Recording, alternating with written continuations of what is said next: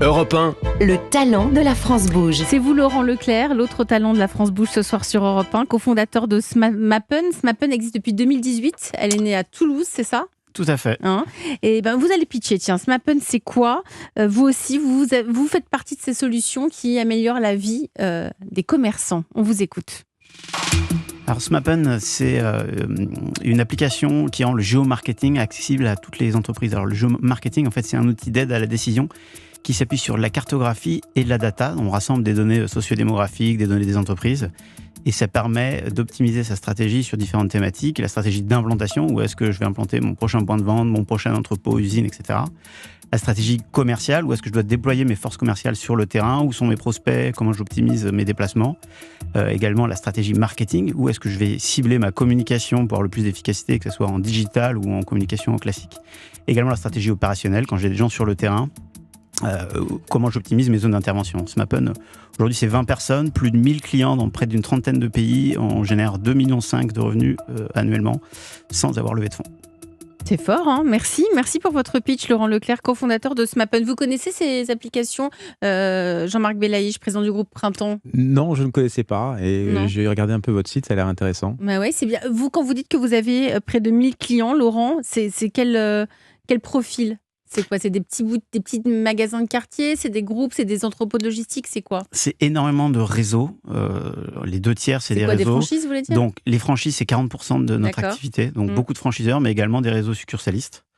Et puis après, on va avoir énormément d'indépendants, des entrepreneurs qui ouvrent leur magasin, Alors leur concrètement, boulangerie, ça leur donne restaurant. quoi ? Ils regardent l'appli et ils se disent quoi ? Est-ce que vous pouvez nous donner des exemples pour qu'on comprenne bien ce que c'est ? Concrètement, c'est je vais ouvrir un magasin à une adresse, je vais pouvoir dessiner ma zone de chalandise, donc souvent c'est ma zone d'influence en fait, donc souvent en temps de trajet, à 15 minutes à pied ou en voiture.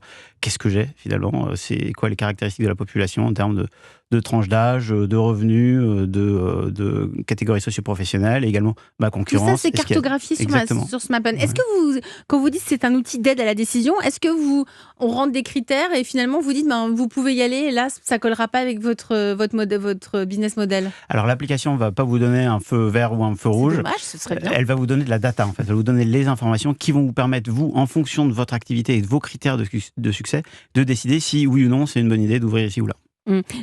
Aujourd'hui, c'est uniquement en France ?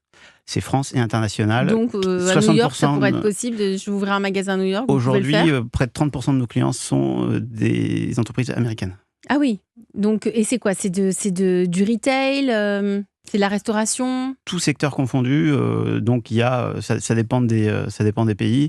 En France, dans la franchise, c'est la restauration est très représentée, mais il y a du retail, il y a beaucoup de services à domicile, services à la personne. Enfin, on touche vraiment tous les secteurs d'activité. Mais vous dites que c'est un abonnement mensuel, mais une fois qu'on a choisi notre lieu d'emplacement, qu'est-ce qui fait qu'on va rester sur Smappen ? Alors, si on est un entrepreneur et qu'on ouvre une boulangerie, on ne va pas rester. Ouais. Si on est un franchiseur et qu'on ouvre en général des magasins quasiment tous les mois, on va rester.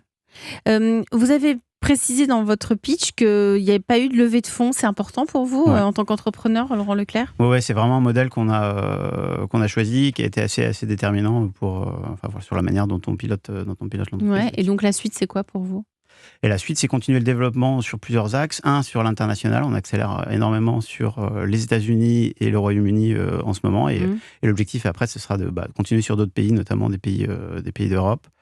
Et également de diversifier sur d'autres cas d'usage. On s'est beaucoup focalisé sur la stratégie d'implantation, mais il y a beaucoup de cas d'usage, j'en parlais, sur la stratégie commerciale pour équiper les équipes commerciales. Et est-ce qu'on est capable de voir, par exemple, si on a un magasin, par exemple, dans un arrondissement de Paris, on voit qu'il y a moins de monde, est-ce que ça peut entraîner à fermer un magasin pour le placer dans un autre quartier où il y a plus de passages ? Est-ce que tout ça, ça fait partie aussi de votre offre ?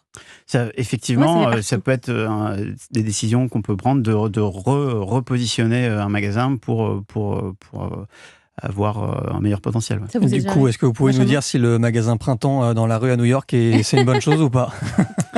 On va pouvoir donner des éléments. Ouais, tout à fait.